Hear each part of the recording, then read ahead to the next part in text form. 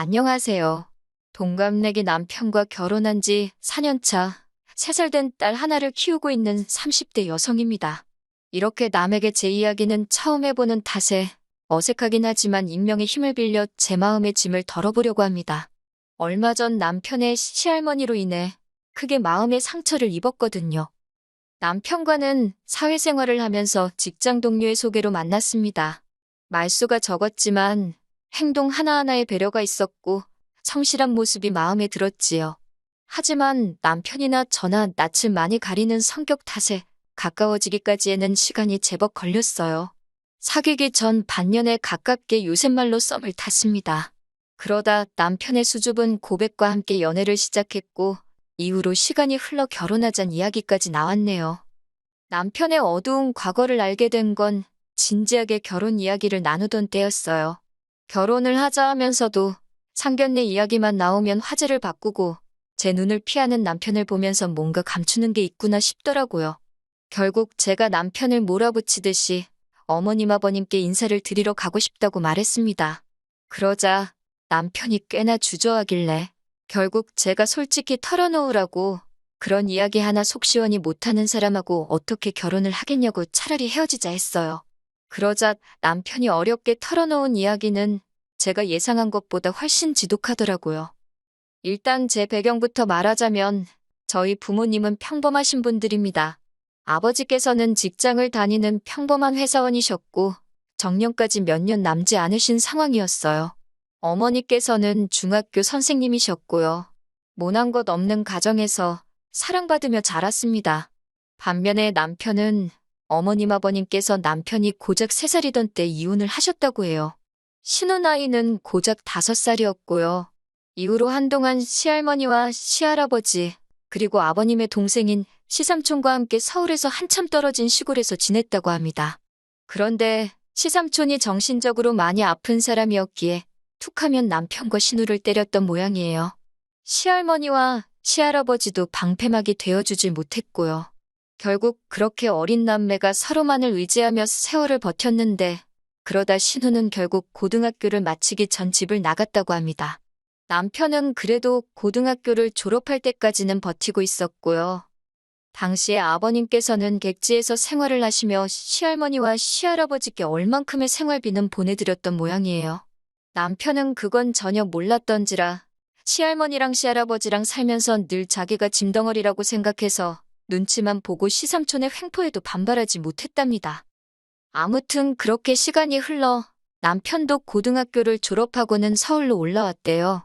당장 대학을 간다는 건 꿈도 꿀 수 없었는데 다행히 아버님하고 연락이 닿으면서 아버님 소개로 아는 분이 운영하는 작은 사무실로 출근을 하기 시작했고요.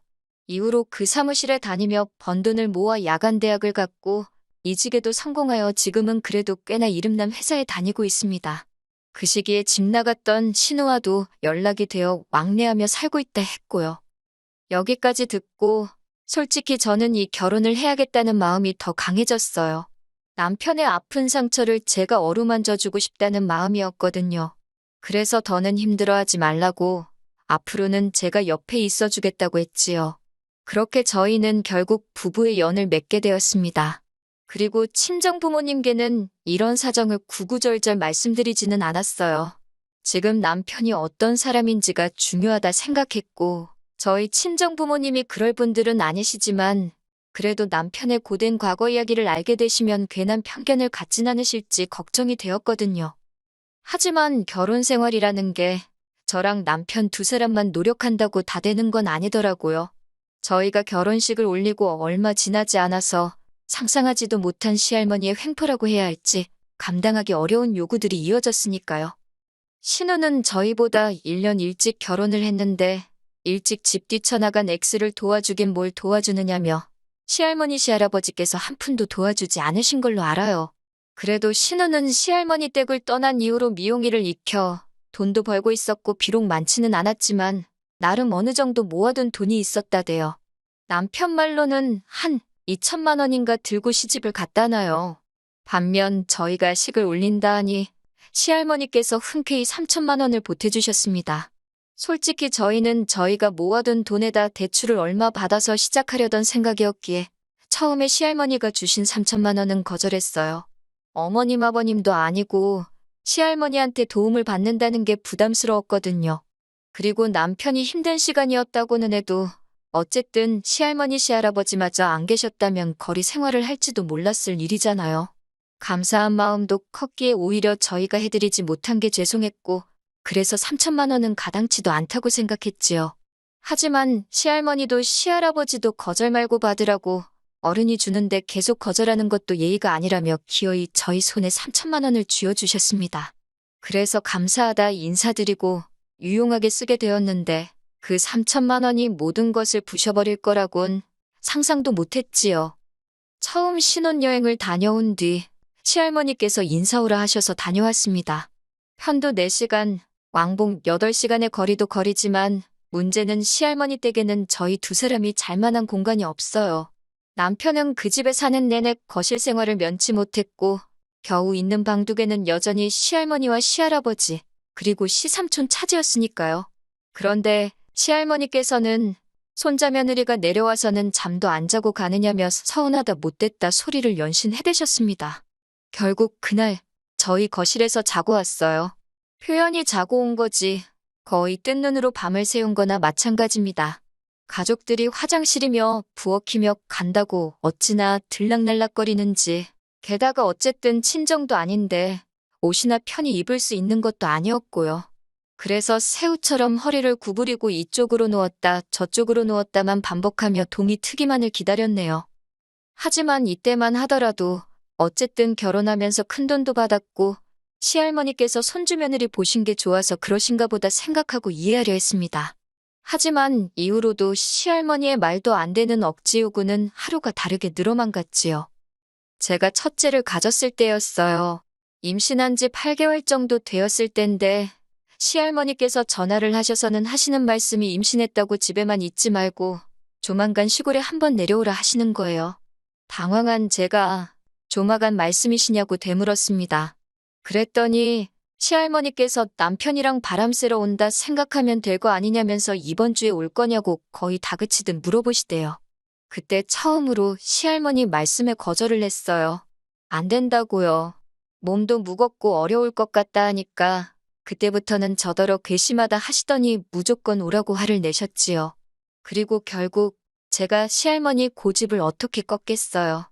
남편도 가기 싫으면 안 가도 된다고 말은 했는데 그때만 하더라도 남편이 칼같이 선을 그어주지를 못하더라고요. 결국 어쩔 도리가 없어서 그럼 당일치기로 갔다 오자 했지요.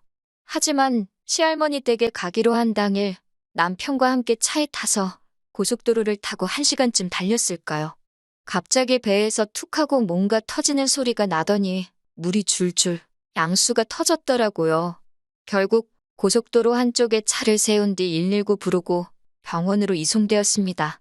다행히 건강한 딸을 출산하기는 했지만 지금도 그때를 생각하면 아찔하고 시할머니가 원망스러워요. 그도 그럴 것이 제가 양수가 터져 못 내려간다 하니까 시할머니께서 어째 생기다 말았냐고 뱃속에 애도 지엠이 닮아서 생기다 말았는가 보다고 벌써 나오느냐고 그러더라고요. 그런 악담을 들었는데 제가 시할머니에게 좋은 감정을 가질 수가 없었지요. 이후로 저는 조금씩 시할머니께 드리는 연락을 줄였고 아이를 핑계로 시할머니 시할아버지 생신이나 명절을 제외하곤 발걸음도 하지 않았습니다. 이로 인해 시할머니께 남편을 무척이나 달달 볶으셨어요. 사실 생각해보면 남편과 시할머니도 떨어져 산 세월이 10년이 넘었는데 시할머니께서는 그때 남편이 당신에게 소홀했던 건 하얗게 잊으시고 그저 손주 며느리가 연락을 자주 안 한다고 저만 미워하시대요. 저 때문에 다정하던 손자가 변했다나 어쨌다나 남편도 이 부분에 있어서는 꽤나 황당해했어요. 시할머니 시할아버지 그리고 시삼촌의 눈치를 살피기에 바빠서 자기 목소리 한번 크게 못 내고 시키는 일 고분고분 하는 수밖에는 없었는데 시할머니 눈에는 그게 남편이 다 착해서 그러는 것처럼 보였던 모양이에요. 한편 그렇게 저희 딸 첫돌이 지나고 얼마 지나지 않았을 때였어요. 이른 아침 시간에 친정어머니로부터 연락이 왔는데 친정아버지가 숨을 안 쉰다고 그래서 지금 병원에 가고 있다고요. 그리고 몇 시간 후 친정아버지께서 돌아가셨다는 최종 선고를 받게 되었지요. 슬펐다 어쨌다. 그런 몇 마디 단어로 표현할 수 없는 슬픔이었네요. 사무제를 지내고 시할머니께서 시할아버지와 함께 올라오셨습니다. 말이 나와서 말이지만 저희 아버지 장례식에는 안 오셨어요. 당신 운세가 그의 장례식장에 가면 상문사를 맞는다나 어쩐다나요. 그래서 안 오셨다가 사무제 지내고 나니 오신 겁니다. 가뜩이나 마음은 아프고 몸은 힘든데 그런 시할머니가 반가울 리 없었지요. 그래서 식사대접만 했습니다. 그 당시에는 식사대접 말고 제가 뭘 할 수 있는지, 뭘 해야 하는지도 딱히 생각나지 않았고요. 그런데 시할머니께서 이튿날 내려가시면서 하시는 말씀이 어쩌면 노인네들한테 자고 가라 소리도 안 하냐입니다. 아차 싶기도 했고, 동시에 어쨌든 주무시고 가시면서 왜 저렇게 화를 내시나 이해가 안 됐어요. 무엇보다 집엔 저 혼자만 있던 것도 아니고 남편도 있었는데 남편도 주무시고 가시라 소리를 안 했다는 거잖아요. 그러면 손자인 남편한테 먼저 서운하셔야지. 이제 막 아버지 떠나보낸 손자 며느리한테 그렇게 화를 내실 일인가 싶더라고요. 저도 모든 게 성가시고 짜증도 나서 끝끝내 죄송하다 소리도 안 했습니다. 그랬더니 이제 시고모들한테 제 욕을 하셨던 모양이에요. 피도 눈물도 없는 X라고 울고불고 하시면서요. 그 이야기를 시고모를 통해서 전해 듣는데 정말이지 피도 눈물도 없다는 말 할 수만 있다면 시할머니께 되돌려드리고 싶은 심정이었습니다. 그렇지만 결국 팔은 안으로 굽는다고 제가 아니라고 항변을 하면 먹히기나 했겠어요? 그냥 듣고만 있었네요. 지금이라도 시할머니께 전화해서 죄송하다 하라는 시고모 말에도 아무 대답도 안 했지요. 그러다 결정적으로 일이 터진 건 시할머니께서 지난해 무릎 수술을 받으시면서였어요. 남편도 저도 회사 생활을 하느라 바빴고 친정어머니께서 주말에 육아를 도와주시는 상황이었습니다. 사정이 그렇다 보니 무릎 수술을 하셨다는 이야기를 듣고 한번 내려가 본 이후로는 통 찾아뵙지를 못했어요. 그래도 시할머니 근처에 시고모가 두 분이나 살고 계셨으니 솔직히 걱정은 안 되었지요. 그런데 시할머니께서는 저희더러 못 대처먹었답니다. 생전 말 안 하면 보러 오지도 않는다고 그러다 당신 죽으면 향냄새나 맡으러 올 거냐면서요. 하지만 시할머니 댁, 이제 아이까지 있는데 정신적으로 아픈 시삼촌까지 있는 그 집에서 자고 올 생각만 하면 엄두가 나지 않았거든요. 게다가 핑계 같지만 거리가 먼데 아이가 자동차를 오래 타지 못하니 그것도 한몫했고요. 그런데 그거 가지고 시할머니가 그렇게 화를 내시더니 급기야 저희 결혼할 때 보태준 3천만 원을 토해내랍니다. 그걸로 당신 장례비나 써야겠다면서요. 안 받는다 할 때는 기어이 주시더니 이제 돈 가지고 치사하게 나오시는구나 싶어서 실없는 웃음이 다 나오더라니까요. 저도 같이 치사해지긴 싫었지만 저희 결혼한 이후로 시할머니께 달달이 30만 원씩 용돈하시라고 보내드리고 있었습니다. 그렇게 보낸 세월이 4년이에요. 특별히 명절이나 행사가 있으면 당연히 따로 또 챙겨드렸고요. 그래서 제가 한번 대충 계산해보니 2천만 원 가까이 되대요. 가랑비에 옷 젖는 줄 모른다더니 저도 계산을 해보고서 정말 깜짝 놀랐답니다.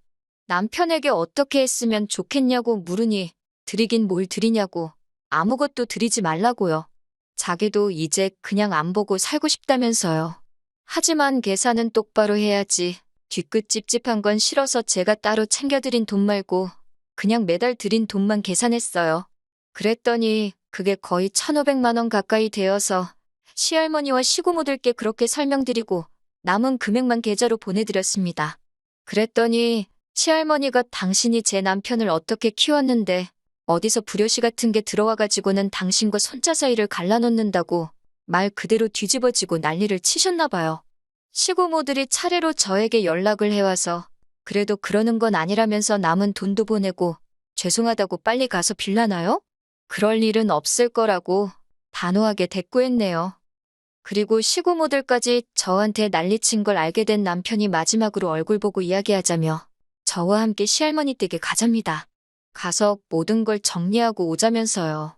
남편의 말에 비장함까지 엿보여서 믿고 같이 내려갔습니다. 시할머니께서는 제가 바로 앞에 있는데도 남편에게 저 때문에 서운하다 어쩌다 하면서 저를 EX, 저 X 그렇게 부르셨어요. 저는 그럴 때마다 나이가 많은 분이니 시골 분이니 그럴 수도 있지라며 꾹꾹 눌러 참으며 듣고 있었고요. 그런데 남편이 시할머니더러 말씀 좀 조심해서 하라며 화를 내더라고요. 그리고는 돈은 더 드릴 일은 없다. 그간 매달 드린 돈이 합이 1,500이고 얼마 전 계좌로 1,500 돌려드렸으니 이제 계산은 끝났다고 선을 긋더라니까요. 그러면서 하는 말이 할 만큼 해드린 것 같다. 고등학교 졸업 이후로도 내가 언제 할머니 모른 척 한 적 있었냐. 그런데 왜 이제 와서 나를 잡고 안 놔주려 하냐며 이제 나도 내 가정을 지켜야 해서 더 이상 할머니랑은 못 볼 것 같다고요. 저도 남편이 그 정도로 단호하게 말할 거라곤 예상하지 못했기 때문에 정말 놀랐네요. 그러자 옆에 있던 시고모들이 네가 어떻게 그럴 수가 있냐. 네가 인두껍을 쓰고 그럴 수가 있냐며 악다구니를 쓰더라고요. 그러자 남편도 나 크는 동안 시고모들 누구 하나 내가 어떻게 지내는지 물어본 사람 있냐, 관심 가진 사람 있냐, 그래놓고 이제 와서 할머니 3천만 원이 탐나서 그러냐 왜 이렇게 참견들이냐며 이제 할머니고 고모들이고 내 집사람한테 연락하지 말라고 그러더라고요.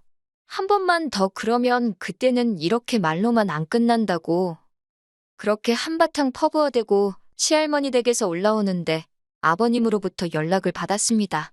사실 그간 시할머니랑 그렇게 트러블을 겪는 동안에도 이상하리만치 아버님은 조용하셨어요.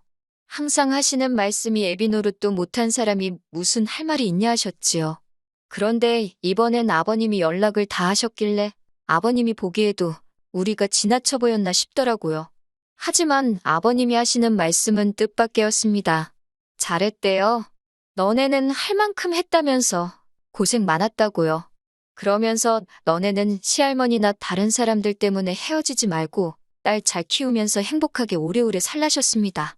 그때 문득 아버님이 어쩌면 어머님과 헤어지게 되신 것도 시할머니 때문이었나? 그런 생각이 들더라고요. 아버님 목소리에서 그냥 그런 느낌을 받았어요. 남편이 아버님 전화를 받고 나서야 새어나오는 눈물을 참는 듯했고 저도 마음이 안 좋았네요. 이후로 시할머니랑 시고모한테는 종종 연락이 와요. 제가 전화를 안 받으니 문자로 욕도 하고 절 어르고 달래는 말도 하고요. 근데 그냥 무시하고 있어요. 아버님하고는 제법 잘 지냅니다. 아버님을 모시고 살 수는 없고 아버님도 그건 원치 않는다 하셔서 저희 집에서 멀지 않은 곳에 방 얻어서 살고 계세요. 저희 집에 한 번씩 오시라 해도 절대로 안 오시고 밖에서 보자고 하시고요. 며느리인 저를 많이 배려해 주시는 게 느껴져서 더 잘해드리고 싶답니다. 가족이란 게 서로의 아픈 상처를 보듬어 주면서 그 위에 행복을 덮어주는 거 아닐까요? 이렇게 털어놓고 나니 마음이 한결 홀가분해지네요.